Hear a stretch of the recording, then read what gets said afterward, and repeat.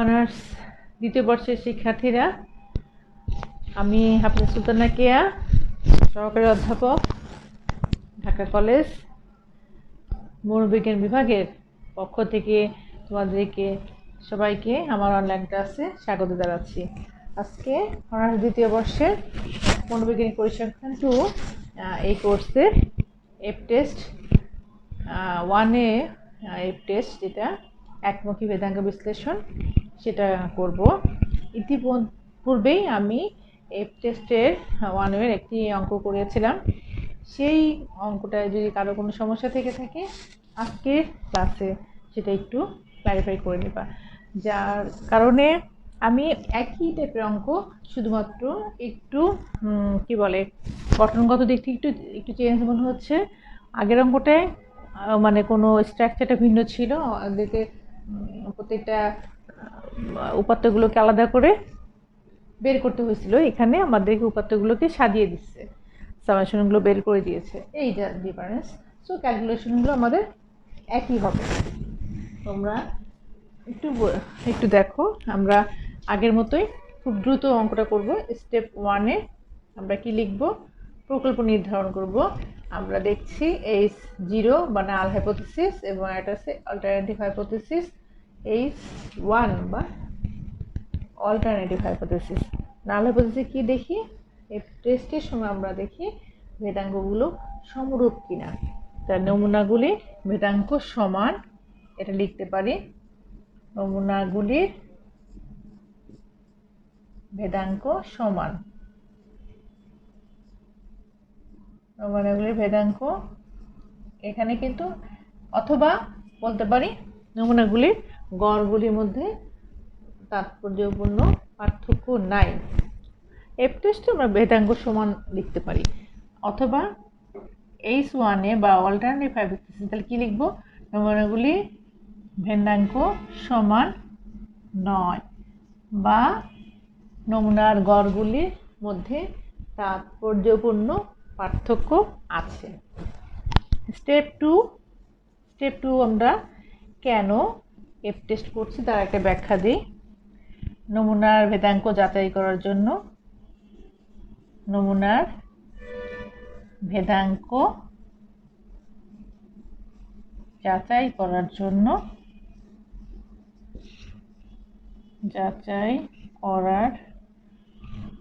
জন্য F test প্রয়োগ করা হলো। ঠিক আছে, স্টেপ 1 এবং স্টেপ 2 আমরা এভাবে লিখলাম। এবার আমরা দেখব স্টেপ 3-তে কি বলি। স্টেপ 3-তে আমরা সাধারণত কি লিখি? আলফা ইকুয়াল টু 0.05 বা 1 এবং ডিএফ, যেহেতু এফ টেস্ট আমরা জানি দুইটা ডিএফ থাকে, স্বাধীনতার মতো দুইটা থাকে। তা ডিএফ 1 হচ্ছে কি C-1, মানে কলাম -1। তা কলাম কয়টা আছে? কলাম আছে 4টা, 4 - 1 3। আর একটা ডিএফ 2, সেটা হচ্ছে N-C, দ্যাট মিনস N হচ্ছে 35 এবং কলাম হচ্ছে 4 এবং এটা হচ্ছে 31। এটা আমরা স্টেপ 3-তে আমরা সাধারণত লেভেল অফ সিগনিফিকেন্স এবং ডিএফতে লিখে রাখি। স্টেপ 4-এ আমরা লিখব, স্টেপ 4-এ লিখব সংশয় এলাকা বা ক্রিটিক্যাল রিজিয়ন। সেখানে হচ্ছে আলফা ইকুয়াল টু 0.05 এবং DF 1 equal to 3, DF 2 equal to 31 অনুযায়ী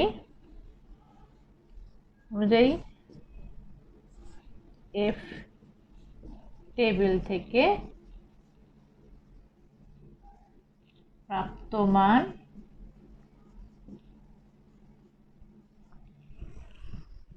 হচ্ছে 2.92।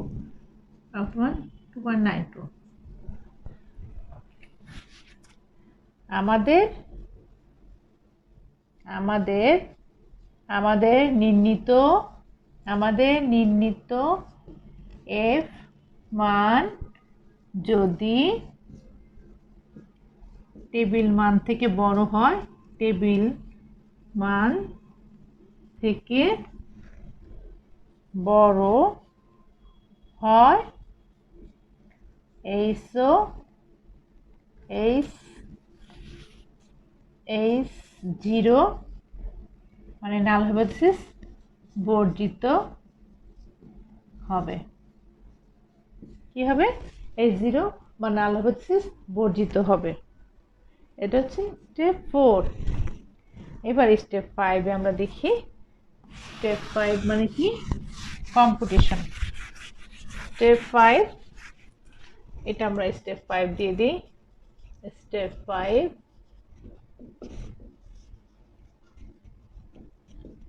কম্পিটিশন বা হিসাবকরণ।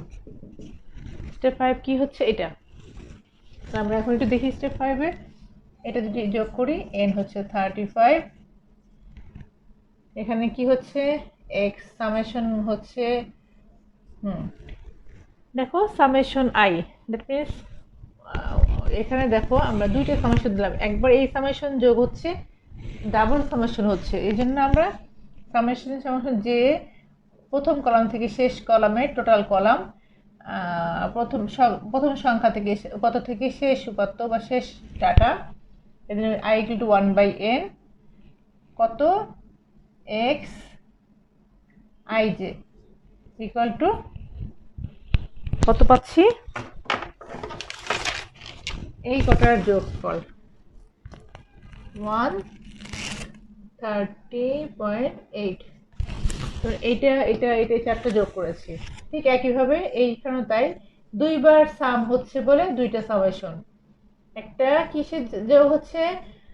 প্রথম দল থেকে শেষ দল, মানে কলামগুলোর সবগুলা, প্রথম কলাম শেষ column i equal to 1/n, প্রত্যেকটা n এর মানে n এর প্রথম সংখ্যা থেকে শেষ সংখ্যা n এর দিয়ে কি হচ্ছে তার স্কয়ার i j, এটার যোগফলটা আসতেছে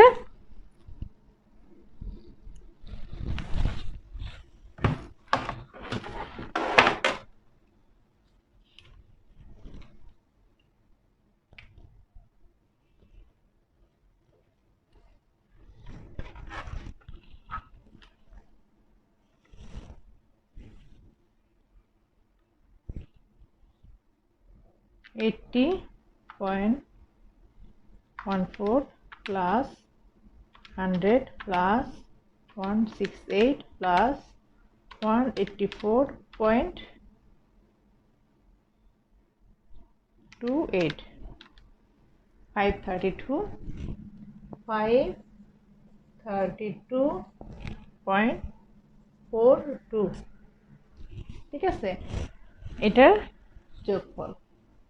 এখন আমরা এইটাকে যদি একটু টি হিসেবে ধরে নেই, এটাকে আমরা ধরো টি হিসেবে ধরলাম, এটা যদি টি হিসেবে ধরি তাহলে T equal to summation X I J equal to 1/k, প্রত্যেকটা কলামের প্রত্যেকটা সংখ্যার যোগফল টি ধরলাম। এই মানটা কত পেয়েছি?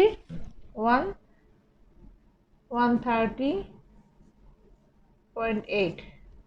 এটা কিন্তু আমরা স্কোয়ার করে দিই, টি স্কোয়ার বাই এন, তাহলে 130.8 হোল স্কোয়ার বাই এন হতে 35, তাহলে এই মানটা আসছে 130.8 ভাগ 35, কত আসলো? 488.81।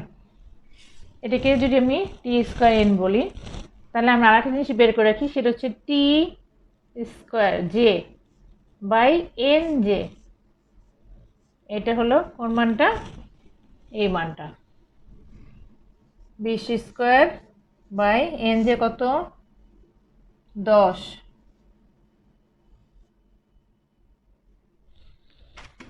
একটু ধরো, এটা হচ্ছে 20 স্কোয়ার প্লাস হোল স্কোয়ার। তারপর কত আছে 35.8 স্কোয়ার বাই 8। তারপরটা কত 30 স্কোয়ার বাই 7, আর এটা আছে 45 স্কোয়ার বাই 10। এই মানটাকে যদি আমরা করি, এই মানটা আসে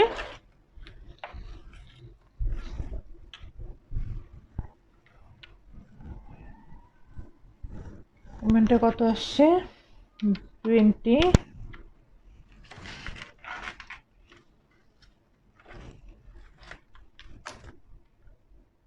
40 প্লাস করলে 531.27।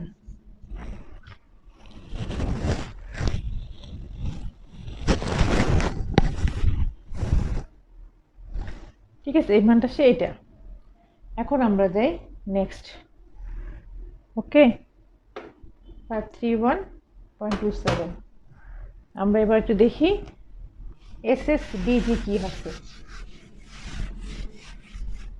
এই দেখো, এবার আমরা সাম অফ স্কোয়ার বিটুইন গ্রুপ আমরা কি বের করব, সামেশন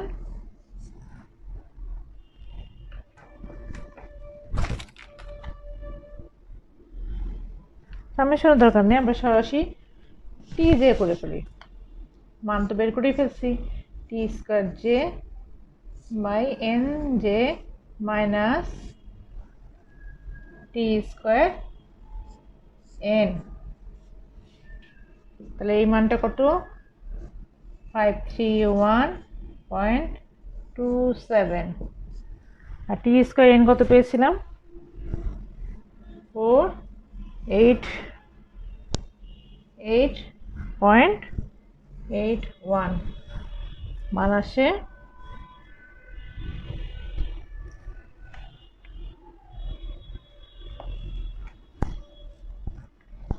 42.46।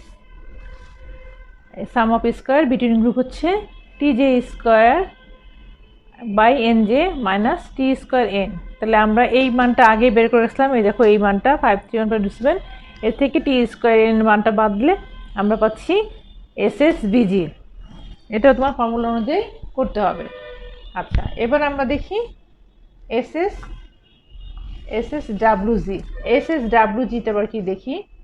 SSW হচ্ছে, SSWGতে আমরা দেখব কি বের করব, summation X square I J minus T J square by N J. তাহলে X square I J, J equal to 1/k, I equal to 1/n। এই মানটা কত, এই যে মানটা 532.42। ঠিক আছে, আমরা আগে যেটা মানটা বের করে রাখছিলাম ওইটা। আর এখন দেখতেছি এটি যে এন যে, আচ্ছা 531.27, এটা বিয়োগ করলে আসছে 1.15। এখন বের করব SS টোটালের সময় আমরা দেখব আবার summation I J equal to 1/k, I equal to 1/n, আবার x square I J minus T square N. এই মানটা কত, এই মানটাতে এইটাই দেখতে পাচ্ছ কিনা 532.42। আর এটার মান ছিল কত, টি স্কোয়ার এন এর মান ছিল 488.81। দ্যাট মিনস কত, এই মানটা আসে 43.61। 43.61 দেখছো। তাহলে আমরা কি কি বের করলাম? এসএস ডাব্লিউজি, এসএস বিজি এবং এসএস টোটাল প্রত্যেকটাই কিন্তু আমরা খুব সহজেই বের করতে পারতেছি এখন, কারণ আমরা আগে কিন্তু লিখে রাখছি কোনটা লাগবে। এখন দেখো আমরা যেহেতু মানগুলো পেয়ে গেছি, আমরা এখন অ্যানোভা টেবিলে চলে যাব। অ্যানোভা বা অ্যানালাইসিস অফ ভ্যারিয়েন্সে চলে যাব। অ্যানালাইসিস অফ ভ্যারিয়েন্সে দেখো এই মানগুলোই আমরা এই টেবিলটাতে আনবো।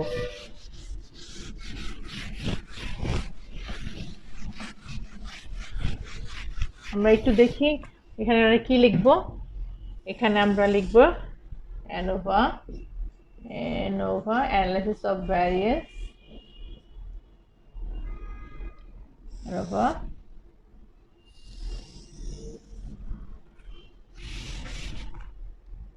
অ্যানোভাতে আমরা এই আচ্ছা এসবি সংক্ষেপে লিখলাম source of variance. Source of variance মধ্যে কি আছে? এটা হচ্ছে বিটুইন, একটা হচ্ছে বিটুইন, একটা উইদিন, একটা উইদিন, আর একটা কি, আর একটা হচ্ছে টোটাল। টোটাল আচ্ছা, সাম অফ স্কয়ার কত ছিল? সাম অফ স্কয়ার ছিল মানগুলা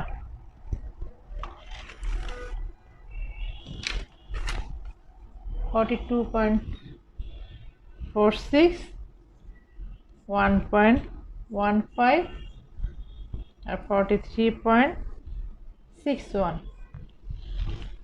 আচ্ছা, ডিএফ কত ছিল? ডিএফ ছিল এখানে ছিল C minus 1, that means 4 minus 1 3। এখানে ছিল কত? N minus K, sorry N minus C 35 4 31। ঠিক আছে, এখন আমরা বের করব মিন স্কয়ার। মিন স্কয়ার বের করব কিভাবে? মিন স্কয়ার বের করব হচ্ছে SS BG divided SS divided by DF. এটা দিয়ে আমরা কি বের করব? এসএস মানে সাম অফ স্কয়ারকে ডিএফ দিয়ে ভাগ করলে আমরা এই মানটা পাবো। তাহলে এটা থেকে এটা ভাগ করলে আমরা মান পাবো 14.15। আর এখানে মানটা আসবে SS some of square, SS হচ্ছে সাম অফ স্কয়ারকে ডিএফ দিয়ে ভাগ করলে আমরা এটা পাচ্ছি 0.037। আচ্ছা, এরপরে আমরা পাবো কি? এরপর পাবো আমরা এফ হচ্ছে mean square divided by between group, mean square divided by within group. এটা যদি আমরা ভাগ করি তাহলে আমরা পাচ্ছি কত? এটা যদি আমরা ভাগ, এখন আমরা এটাকে এটা যদি ভাগ করি তাহলে আমরা পাবো 382.43। ঠিক আছে, এই গেল। আবার একটু বলছি, আমরা আগে যা পেয়েছি এটা হচ্ছে সোর্স অফ ভ্যারিয়েন্স। এই উৎসগুলো কী ছিল? বিটুইন ছিল, উইদিন ছিল। তা সাম অফ স্কয়ার মানটা বিটুইন গ্রুপের মান পেয়েছিলাম এটা, উইদিন গ্রুপের মান পেয়েছিলাম এটা, টোটাল মানে এটা। ডিএফ বিটুইনের ডিএফ ছিল ডিএফ 1, সেটা হচ্ছে সি মাইনাস 1। আর মিন স্কয়ার বের করতেছি কীভাবে? এসএস আমার সাম অফ স্কয়ারকে ডিএফ দিয়ে ভাগ করে, সাম অফ স্কয়ারকে ডিএফ দিয়ে ভাগ করে, এটা ডিএফ দিয়ে ভাগ করে। পরে এফ আমরা পাচ্ছি মিন স্কয়ার। কাদের মিন স্কয়ার? বিটুইন গ্রুপের মিন স্কয়ারকে বিটুইন গ্রুপ উইদিন গ্রুপে মিন স্কয়ার দিয়ে ভাগ করে আমরা এফ মান পাচ্ছি। এখন আমরা সিদ্ধান্তে চলে যাব। এখন যে স্টেপ স্টেপ 6 এ আমরা কি করব, সিদ্ধান্ত দিব, ডিসিশন আমরা কি লিখতে পারি, alpha equal to 0.05, DF 13, DF 2 হচ্ছে 31 অনুযায়ী টেবিল মান কত, টেবিল মান 2.92। আমাদের নির্ণীত মান কত, আমাদের নির্ণীত এফ মান আমরা জানি 382.43, যা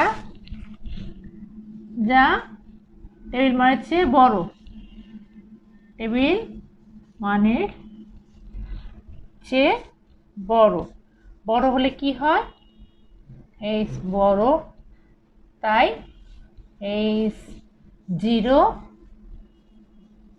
বর্জিত হলো, এইচ বর্জিত হলে এইচ 1 গৃহীত হলো।